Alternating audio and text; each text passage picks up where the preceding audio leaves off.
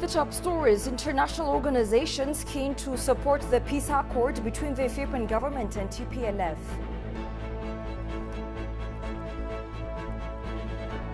And Ministry of Health says $1.4 billion needed to restore war-damaged health facilities across Ethiopia.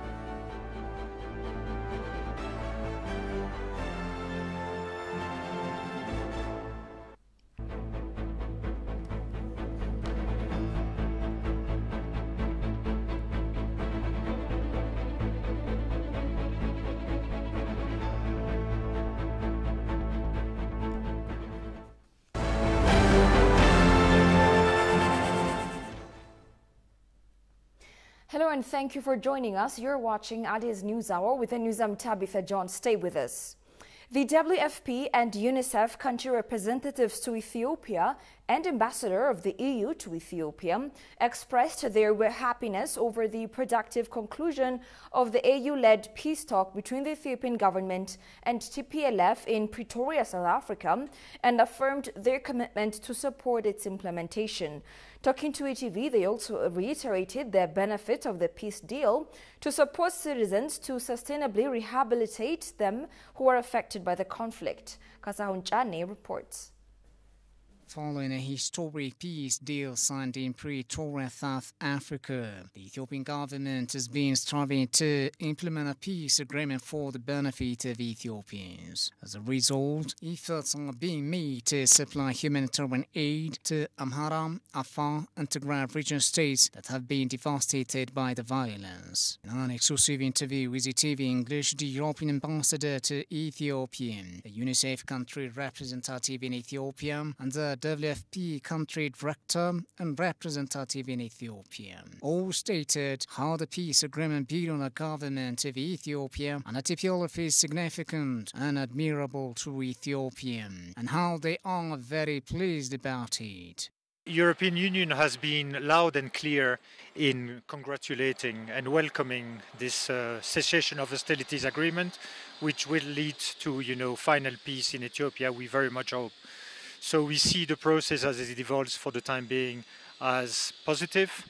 I think, the many deadlines have already been met on schedule. I think there's a great effort on both parties to turn this agreement into something real, meaningful, concrete, and into something that will turn the page of war in Ethiopia. So we are very confident, and Ethiopia can count on the member states of the European Union, on the European Union, to try to support their efforts and to try to encourage. Now is the time to encourage the efforts rather than being, sometimes I hear a few people being skeptical.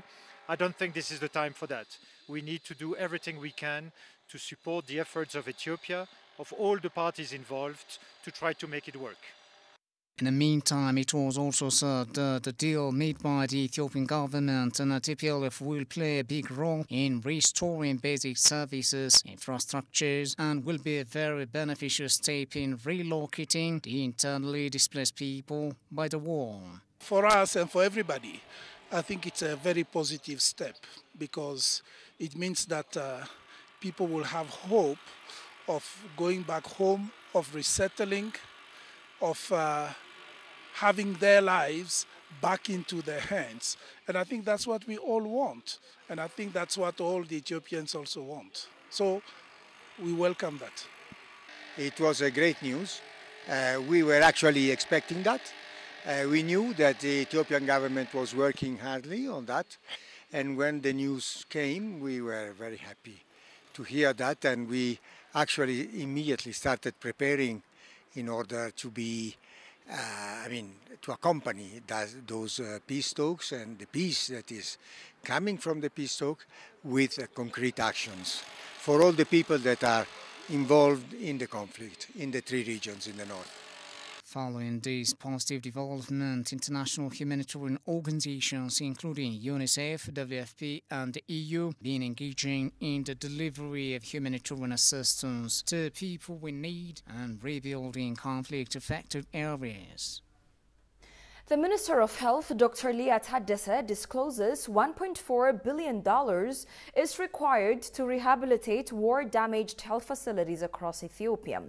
As part of the agreement reached in South Africa, Pretoria, the minister also expresses the government of Ethiopia is delivering rapid, basic and urgent medical items to Tigray. Shagaw Yamato has more. The Minister of Health, Dr. Lia Tadesse, announced that $1.4 billion is needed to reconstruct health facilities damaged by the war in the north and other parts of Ethiopia. The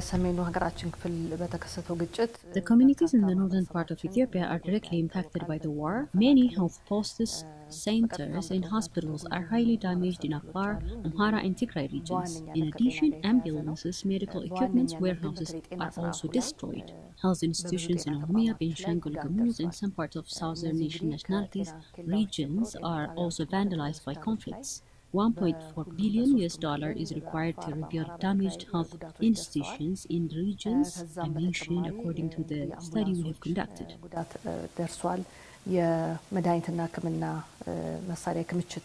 The minister also stated that although many health institutions in Afar and Amhara regions started to provide basic health services prior to this time, his support is needed to rebuild all damaged health facilities to be fully functional.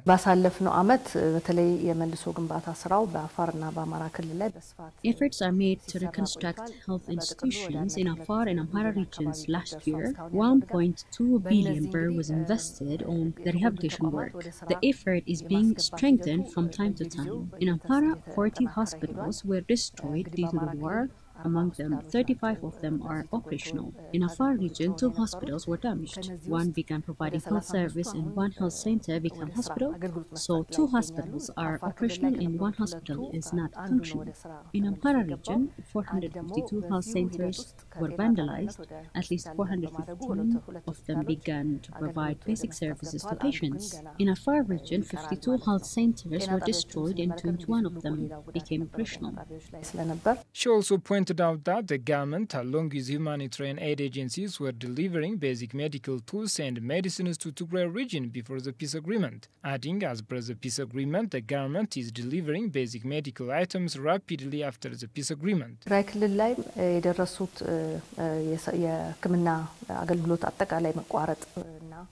There were interruptions of delivery of medical support to the Tigray region.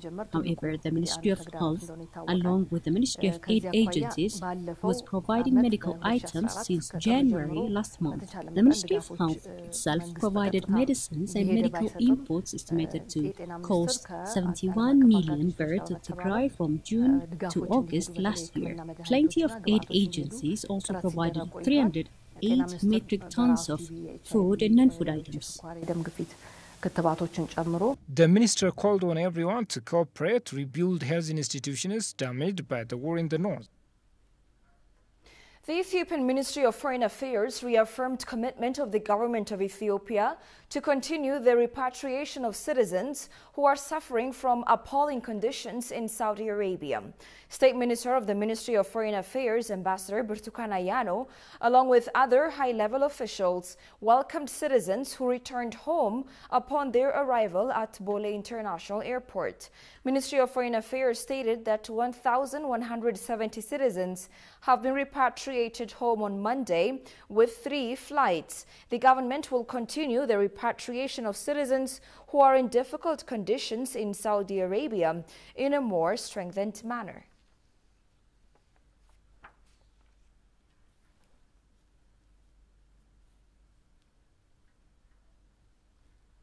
Since the construction of the Grand Ethiopian Renaissance Dam began in 2011, Ethiopians and Ethiopian origins around the globe have been showing their solidarity through buying bonds and granting gifts. Information from Office of National Council for the Coordination of Public Participation to the construction of the GERD indicated that more than 1,197 million birr has been secured in the first 3 months of this Ethiopian fiscal year alone. Regarding the amount of money collected to dam in the first quarter of 2015 Ethiopian fiscal year, our staff reporter Tigist Arnisa has prepared the following infographics report. Take a look. April 2011 was the date the foundation stone was laid for the Grand Ethiopian Renaissance Dam, which will only be minutes away for its 12 years anniversary since the foundation was laid. The Grand Ethiopian Renaissance Dam GERD is said to be completed within 5 years and will start generating power to the Ethiopians, but that has not succeeded. At present, the dam has started to generate power due to the joint efforts of Ethiopians and the improvements made by the government. Ethiopians are still living their legacy for the completion of the GERD. In this first quarter of 2015 Ethiopian fiscal year alone, it was possible to collect more than 1,197,000,000 Ethiopian birr for the GERD. This is the highest amount of money collected for the dam in the first quarter from the sales of local bond and donations. Currently, more than 1,090,118,000 birr has been obtained from the sales of domestic bonds and donations. Another way to raise funds for the GERD is contribution of Ethiopians and Ethiopian origin living abroad. In this fundraising, in the first quarter of Ethiopian fiscal year, it was possible to collect nearly 6,195,928 Ethiopian birr. An account number has been opened through Ethiopian Electricity to complete the GERD on time. Ethiopians are living their legacy at home and abroad. In this way, in the first quarter of Ethiopian fiscal year 2015, it was possible to collect more than 62 million Ethiopian birr, which indicates that Ethiopians from abroad are participating in it widely. The other way that Ethiopians did participate in it by contributing one birr is the GERD fundraiser, which can be done by simply sending a short message to 8100. In this case, in the first quarter of this fiscal year, it was possible to secure about 38,644,000 Ethiopian birr, which is said to be a lot of money.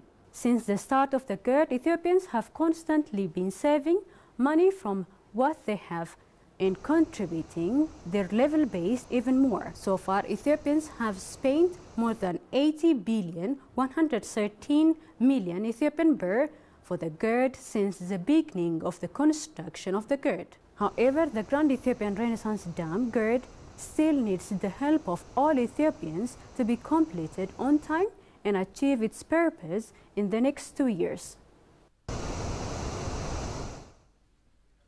The Institute of Ethiopian Studies under Addis Ababa University has received heritage from different individuals and organizations. Director of the Institute, Takala Merit, acknowledged and thanked the persons who have dedicated their priceless historical heritage to the Institute, thereby helping Ethiopian history get better known and registered. Present at the event, Alula Pankhurst indicated the collected historical heritage would have significant paramount for the Institute to conduct more studies and foster the history of Ethiopia in a better way. He underscored heritage are tangible evidences to depict the culture and identity of peoples in their original existence.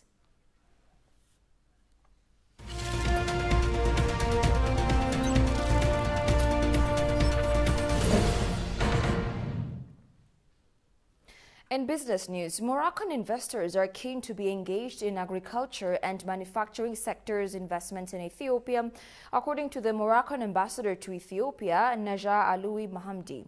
The Ethiopian Investment Commission Commissioner, Lelise Neme, met with the Moroccan ambassador to Ethiopia, Najah Aloui Mahamdi. Both sides discussed strengthening the investment and business partnership between the two countries. The commissioner explained investment opportunities and a conducive environment for investment and business in Ethiopia. The ambassador, for her part, also cited that Moroccan investors are keen to invest in Ethiopia in the manufacturing and agriculture sectors, as per the Ethiopian Investment Commission. Meanwhile, the commissioner also received the South Korean business team from Venta Flowers and discussed the investment opportunities of Ethiopian horticulture production. Commissioner Lelise confirmed that Ethiopian Investment Commission will facilitate and support the success of the Korean business delegation travel's purpose in Ethiopia. In addition to agro-industrial parks, the team will also visit different farms of flowers, fruits and vegetables, the commissioner further confirmed.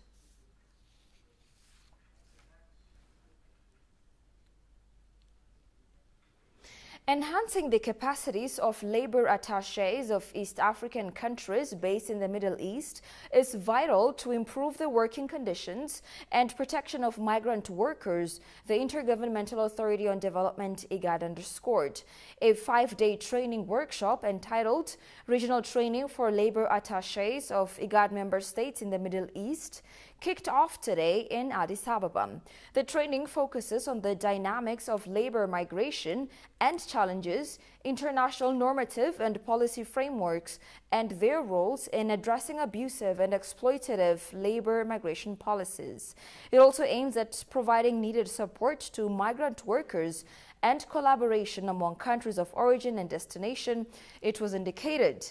As the workshop also pays particular attention to the needs of women migrant workers, including domestic workers, it is expected that the protection of migrant workers shall be enhanced based on acquired knowledge and skills it was learned.